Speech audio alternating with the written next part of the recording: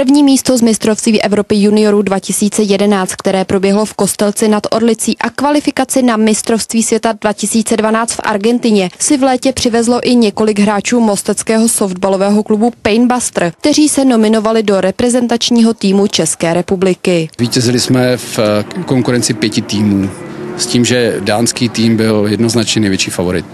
Navíc máme obrovskou výhodu v tom, že všichni ti kluci chtějí a to je pak ta práce strašně jednoduchá. Pod vedením reprezentačního trenéra, který je trénuje i v Mostě, je čeká tvrdá práce. Do Argentiny vyrazí už v září, aby v místě, kde proběhne mistrovství světa, odehráli přípravný turnaj s nejlepšími reprezentačními týmy světa a se současnými mistry světa seniorů i juniorů z Austrálie. Tam nás čekají velice těžcí soupeři, možná náročnější než na samotné mistrovství světa. Pro nás obrovská zkouška, ve které doufám uspějeme, ale hlavně se připravíme na ten příští rok. Mostecký juniorský tým Painbuster se také dostal do softbalové extraligy mužů. Celou letošní sezónu a příští rok budou hrát zápasy s těmi nejlepšími týmy České republiky. Na mosteckém hřišti na Ovčině můžete přijít fandit už první zářijový víkend mosteckému týmu žáků do 13 let.